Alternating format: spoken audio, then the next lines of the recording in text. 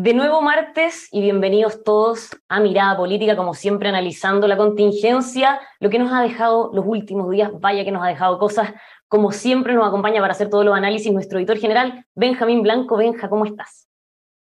Muy bien, muy buenos días, Patricia. Sí, este martes es particular. Yo sé que todos los martes decimos lo mismo, pero este martes es particular. La gente que nos ve decir, oye, estos gallos no tienen ningún otro discurso porque todos los martes realmente decimos que la semana ha estado intensísima. Y bueno, y solamente para anticipar, además de presentarles a nuestro invitado que ya vemos en pantalla, Cristian Valdivieso, director de Criteria. Cristian, bienvenido. Hola Patricia, ¿qué tal? Hola Benjamín. Todo Muy bien, bueno. gracias. Yo Qué bueno. decía, para anticipar esta conversación junto a Cristian y Benjamín, si la semana pasada en Mirada Política los protagonistas del análisis fueron los expresidentes, este programa lo más probable es que va a ser el presidente actual, Gabriel Boric, después de esta patada al tablero político que dio el viernes pasado. Y bueno, partamos de inmediato con esta conversación, por favor, Benjamín. Justamente, la primera pregunta es obvia.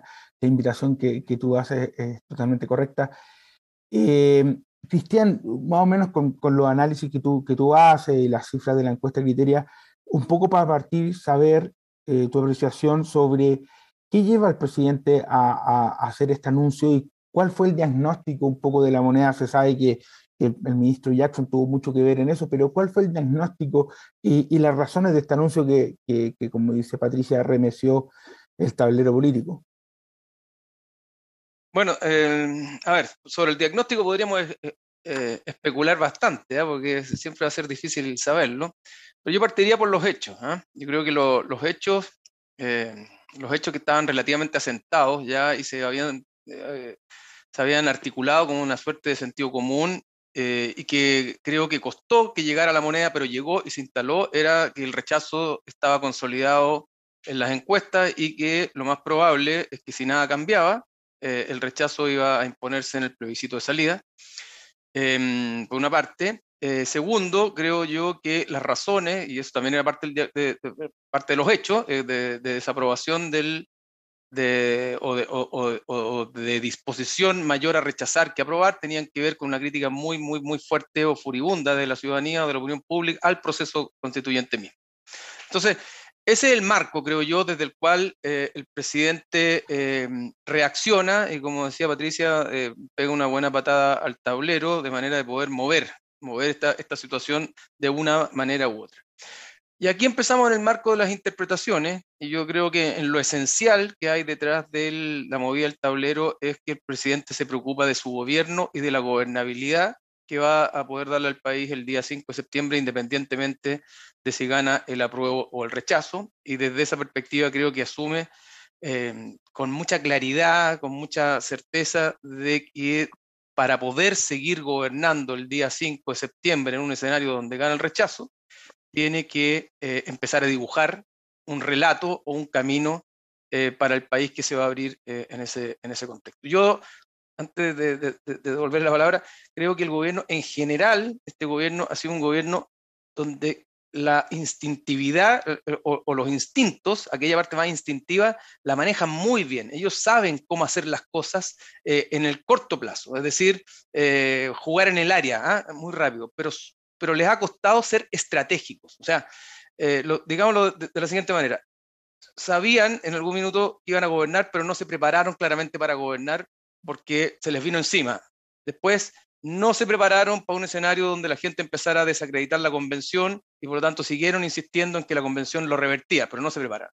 No se prepararon por un escenario donde el apruebo se iba a empezar a desinflar y el rechazo iba a empezar a crecer y por lo tanto los pilló un poco así. Yo creo que esta es la primera vez que el gobierno se prepara para un escenario que no tenía previsto y que hoy día lo ve como más posible. Y ese escenario no previsto abrió inmediatamente interpretaciones también, como bueno mencionaba, de a qué opción beneficia más lo que planteó el presidente, porque algunos creen que le baja el precio a votar rechazo, porque de alguna manera dicen, bueno, si es que si gana el rechazo no se va a volver a la constitución del 80, y por otro lado, que es la intención un poco del presidente, de la moneda, de que el apruebo, votar apruebo es lo que da certidumbre, pero podría a los dos, hacer un efecto en los dos sentidos. También puede ser un boomerang para la estrategia del gobierno. A ver, no vamos a tener nunca el contrafactual, pero por lo tanto no sabemos qué va a ser lo mejor o lo peor. Yo tengo dos miradas. Una, la primera es que el apruebo iba a cortar brechas con el rechazo de todas maneras, porque lo que estábamos viendo hasta ahora era una disposición muy negativa hacia el apruebo, asociada o vinculada con la disposición negativa respecto a la convención. Entonces, una vez que la campaña empezara, una vez que la gente empezara a salirse de la mirada respecto a los convencionales y pusiera más foco en el contenido, en el texto, en aquellas cosas que pudieran eventualmente ser virtuosas, la prueba iba a empezar a cortar distancia. Y por lo tanto va a cortar distancia, creo yo, inevitablemente, porque se desató la campaña. Y no vamos a saber nunca si eso tiene que ver en algo con lo que planteó el presidente o tiene que ver con la dinámica misma de la campaña. Pero efectivamente la apuesta del presidente y del gobierno tiene costos de distinto tipo y también tiene oportunidades. La oportunidad estratégica, creo yo, es poder continuar gobernando y con una agenda de gobierno después del día 5. Yo creo que eso es la base de la estabilidad y de la gobernabilidad. El costo mayor, creo yo, que va a tener esto tiene que ver con el juicio que termine haciendo la izquierda más radical, o la izquierda de Apruebo Dignidad, sobre la jugada del presidente. Porque pasan dos cosas. Uno, el presidente le dio entidad al rechazo como una posibilidad real, y en esa lógica uno dice, efectivamente eso puede favorecer al rechazo, porque cuando tú estás en una campaña tú nunca dices que tu opción tiene posibilidades de ser derrotada.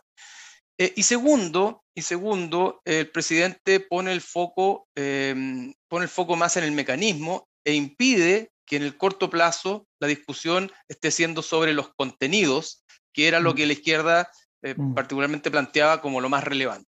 Y en tercer lugar, el presidente le da más viabilidad política a la idea de aprobar para reformar. Es decir, le quita a la izquierda esta bandera de lucha que decía, bueno, aprobemos, porque lo primero es aprobar. Segundo, esto es la Constitución del 80 o esta otra. El presidente ya saca de ese marco porque hoy día ya no es la Constitución del 80, viene un nuevo proceso. Y tercero, le baja el costo teóricamente al rechazo. Entonces, viene una pregunta ahí de fondo que va a quedar dando vuelta y es, ¿qué va a pasar con la izquierda, particularmente Apruebo Dignidad y en especial el Partido Comunista, o la izquierda más radical o octubrista, pongámosle el nombre que queramos, si gana el rechazo? Porque hoy día van a tener un elemento de juicio, ¿verdad? O un hecho para responsabilizar al gobierno.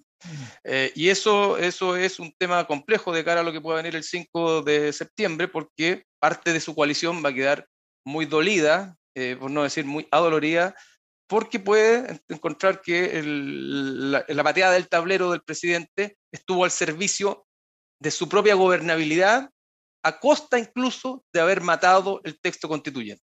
De alguna manera puede darse un cierto símil con lo que pasó después del 18 de octubre con la izquierda, con la derecha más extrema, si se quiere, que terminó culpando a Piñera de matar la Constitución del 80 para salvar su gobierno.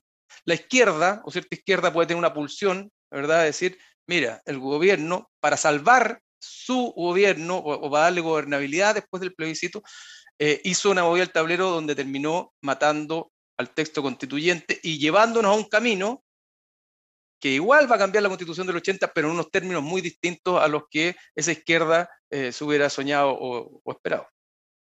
Sí, justamente a propósito de lo que mencionaba de que se esperaba de que este iba a ser el momento en que el texto iba a hablar, que en el fondo se iban a callar los convencionales y que el texto iba a hablar. Pero en este inicio de campaña, al final estamos hablando sobre lo que podría pasar si gana el rechazo, el mecanismo, etc. ¿Es una discusión que va a ser momentánea? ¿Crees que ya la próxima semana de nuevo nos vamos a abocar o el debate se va a centrar en los contenidos? ¿O de verdad esto remueve y va a ser permanente el run relacionado con el tema de qué va a pasar si gana el rechazo? Y también qué va a pasar si gana el apruebo, porque también está la discusión en torno a las reformas que se harían al texto. Claro, a ver, yo lo diría desde la siguiente perspectiva. Yo creo que el presidente no tenía otra posibilidad que decir que si ganaba el rechazo, continuaba el proceso constituyente, porque de esa manera el presidente se ponía ya en una posición, en una plataforma de continuar con su gobierno. Sin embargo, al empujar un mecanismo, inevitablemente el presidente pone, ¿verdad?, el peso de la agenda en la discusión sobre el mecanismo. Y desde esa perspectiva, bueno, de hecho estamos hablando, de eso es lo que se ha hablado todo el fin de semana, y le quitó fuerza al inicio de la campaña más centrado en el texto. Ahora, si eso supone que el presidente pensó, o el equipo estratégico del gobierno pensó, que los contenidos no iban a ser atractivos, ni iban a lograr producir un punto de inflexión, porque la ciudadanía no iba a comprarse los contenidos, y por lo tanto había que poner la discusión en otro escenario sobre el mecanismo, bueno, eso puede haber sido uno de los argumentos. Yo creo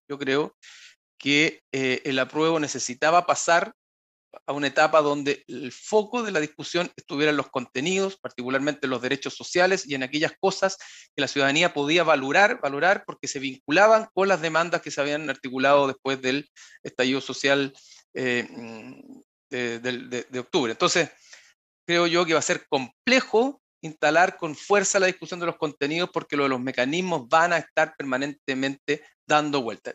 Piensen lo siguiente: ¿qué va a pasar durante los próximos, no sé, 6 fines de semana que quedan, o semanas que quedan para la elección? ¿Cuál va a ser el foco de las encuestas, además del apruebo y el rechazo? ¿Cuál es el mecanismo para continuar? O sea, vamos a estar en esa discusión permanentemente.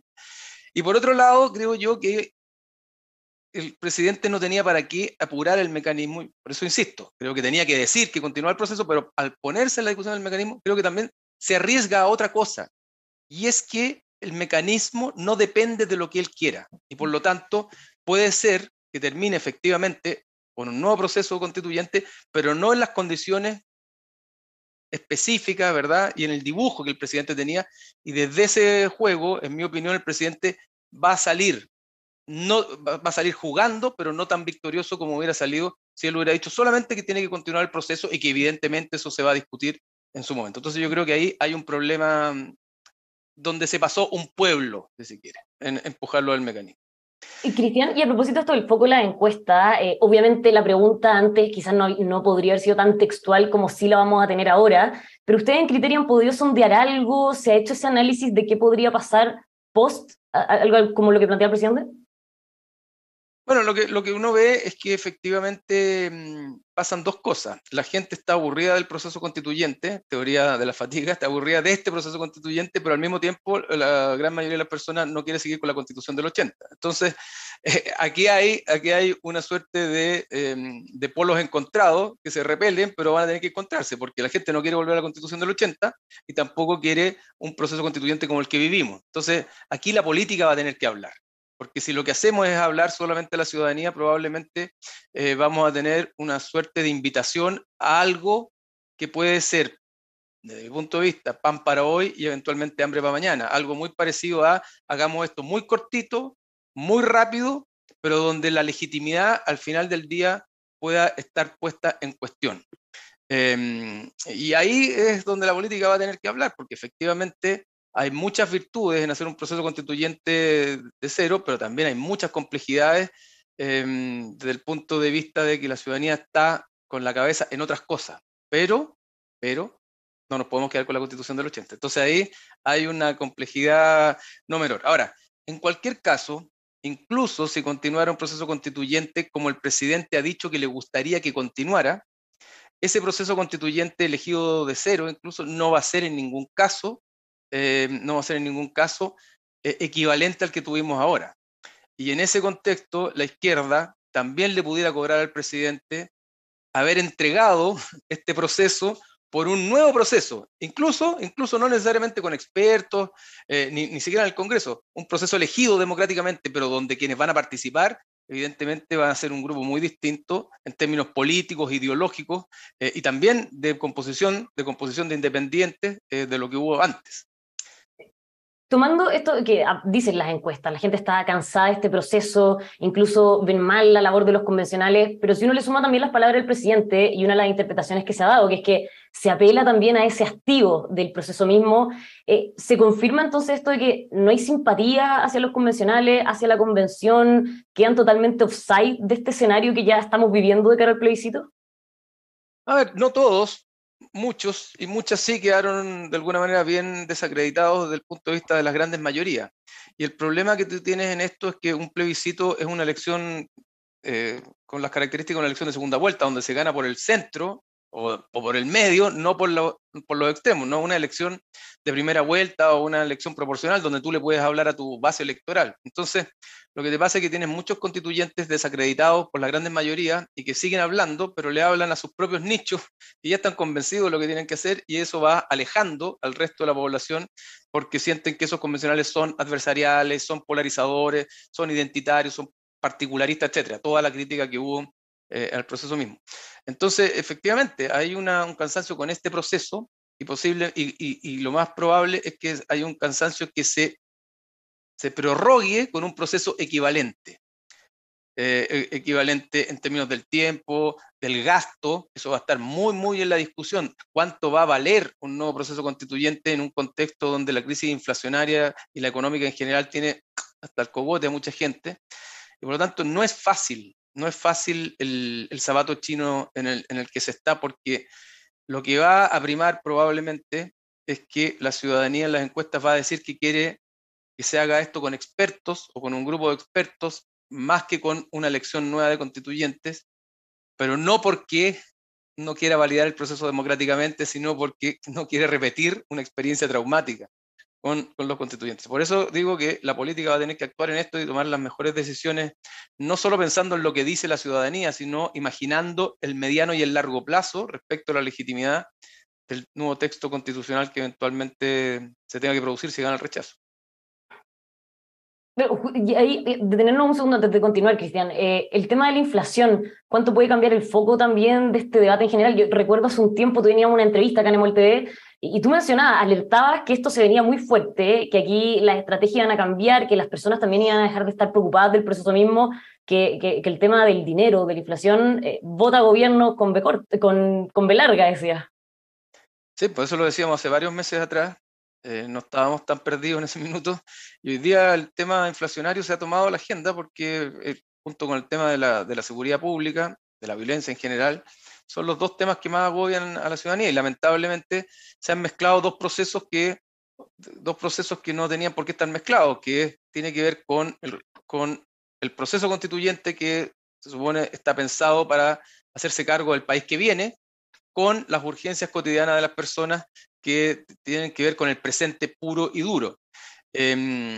Entonces, son dos elementos que directamente están afectando al proceso constituyente y también los imaginarios respecto del apruebo y el rechazo. Aunque suene paradójico, en las miradas o en los imaginarios de los votantes, lo que pueda pasar si gana el apruebo o si gana el rechazo con la seguridad pública, con la inflación, con la economía, con la inmigración, que son los temas más acuciantes, incide en la disposición a votar en una u otra dirección.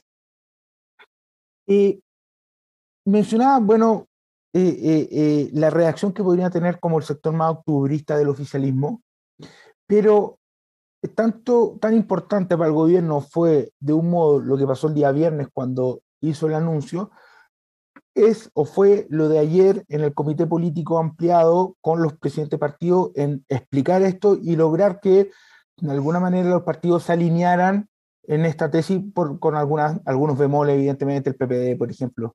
Hay que ver el Partido Socialista, pero al menos el Partido Comunista sí salió. ¿Cómo lo ves? Ese juego político de lograr alinear de momento al oficialismo en algo que no lo había comunicado, salvo algunas cosas más bien informales, pero no había dicho que iban a dar esta señal tan fuerte el día viernes. Bueno, yo creo que las señales que hemos tenido esta semana apuntan en dos direcciones. Una, a confirmar que esto fue una decisión tomada en el petit comité del gobierno, en el grupo, en el núcleo íntimo del presidente, no comunicada a los partidos políticos directamente, por una parte. Y dos, que evidentemente el presidente siente que hoy día tiene que darle más señales al mundo de la izquierda que al mundo de la centroizquierda, porque sabe que su llamado de alguna manera afectó o le dolió más al mundo de la centroizquierda, o de la izquierda, perdón. ¿Por qué? Porque sienten que le allanó el camino al rechazo o le bajó el costo de votar rechazo. Entonces, hoy día vamos a ver, y aquí viene otra tensión más también y otra dificultad, vamos a ver a un gobierno muy jugado por el apruebo, o permanentemente llamado a dar señales de que está con el apruebo, que no lo ha votado, que no lo ha tirado, y tensionado también por la Contraloría por la discusión sobre la eventual intervención. Es decir, todo lo que tiene que ahora hacer el gobierno para efectivamente ser creíble frente al mundo más octubrista, como decías tú, Benjamín, es decir, estoy jugándome todo por el apruebo. La estrategia de haber pateado el tablero estaba al servicio del apruebo y no de allanar el camino al rechazo y no de salvar mi propio pellejo, mi propia gobernabilidad. Y por lo tanto, van a haber señales permanentes del gobierno de que está con el apruebo para poder calmar las rabias, las ansiedades o en general las aguas de ese mundo más de izquierda de su coalición. Pero eso lo va a confrontar, evidentemente, y va a ser parte de la campaña del rechazo, pero lo va a confrontar con la lógica de la intervención y posiblemente con la misma Contraloría. Mm. ¿Qué te pareció la respuesta de la derecha, Cristian? Como que se entrampó ahí con las declaraciones del presidente.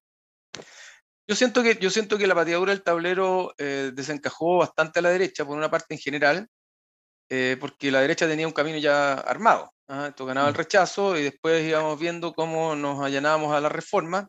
Y además tenía con el freno de mano puesto a la derecha dura, o a la derecha patriota, como republicana, que no hablaban, que no decían nada, y ahora tuvo que salir a hablar esta derecha patriota, porque dijo, no, si gana el rechazo, a ver, no vamos a partir de cero, no va a ser otro proceso, y por lo tanto, efectivamente, ahora el peso de la prueba empieza a quedar con más fuerza, o vuelve a quedar también en la derecha.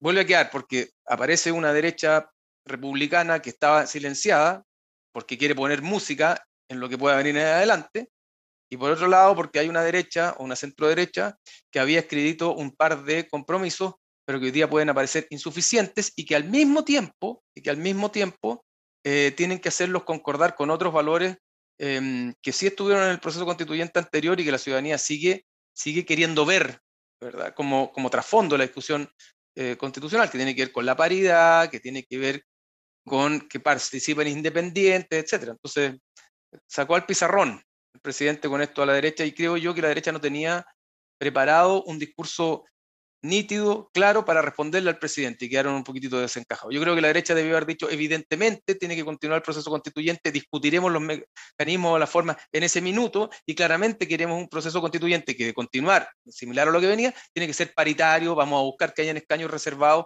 para los pueblos originarios, pero tenemos que asegurarnos que sea técnicamente un proceso mucho mejor llevado que el que teníamos antes. Esa es una línea fina, pero ahí la derecha no tenía un acuerdo y por lo tanto se produce una suerte de confrontación y de desencaje con el combo que pegó el presidente. Y a 48 días del plebiscito y con varias encuestas que muestran un promedio de entre 8 o 10 puntos de distancia entre las dos opciones, eh, ¿es remontable aún el resultado? ¿Es incierto el resultado? ¿O si es que esta distancia se mantiene 2 o 3 semanas más, ya que es la fecha en que ya se van a dejar de publicar las encuestas por la ley que existe, ya sería irremontable? No, no creo que no es irremontable, no es irremontable. Ahora va a depender mucho de cómo la gente empiece a ver si efectivamente el punto de inflexión que hace el gobierno permite que la ciudadanía empiece o vuelva a valorar o aprobar en mayor medida la gestión del gobierno, porque lo que muestran todos los análisis, pero todos los análisis, que por lo menos lo que hemos hecho en Criteria, es que hay una relación absolutamente directa entre cómo la gente evalúa al gobierno y la disposición a votar a prueba. Es decir, mientras la gente aprueba al gobierno, tiende en un 90% de esa gente que aprueba al gobierno a estar con el apruebo. Y a la inversa, la mayoría que hoy día está desaprobando al gobierno, en una proporción sobre el 85%, está con la inquietud de votar rechazo. Yo creo que toda esta conversación que estamos teniendo ahora y toda esta pateada al tablero es una discusión muy política, muy de élite, que va a ver cómo permea efectivamente en las grandes mayorías de la población para efectivamente provocar un movimiento de tablero que no quede solo anclado en la élite política, porque puede terminar pasando que este mismo juego de decir, mira, en realidad el rechazo ya está prácticamente ganado, después igual viene otro proceso constituyente más que una fatiga, lo que termina siendo es que la gente no salga a votar o que la participación electoral baje. Y con esto lo que quiero decir es que uno tiende a pensar de que estos fenómenos políticos tienen un rápido efecto en los imaginarios de los ciudadanos, pero creo que esto es más lento de lo que el gobierno espera, y necesariamente para que la prueba repunte va a tener que meterse a poner el foco en los contenidos y transformar esos contenidos que articulan la propuesta constituyente en una emoción de esperanza para que la gente diga, vale la pena jugarme por esto. La teoría del cansancio, no, estoy aburrido, yo creo que va a jugar muy, pero muy en los márgenes en este contexto. Cristian, muchísimas gracias por habernos acompañado para hacer todos estos análisis. Vale, que estén muy bien. Igualmente, Benjamín, Gracias a nosotros nos ustedes. vemos la próxima semana, quizás qué nos depare el escenario político en ese momento. Muchas gracias, Cristian. Sí, ya veremos qué pasa. Nos veremos entonces el próximo martes, ¿no? Eso es. Muchísimas gracias a todos los que nos están viendo y por supuesto los dejamos invitados a que sigan con nosotros con todos los análisis de lo que sucede en nuestro país aquí en emol.com.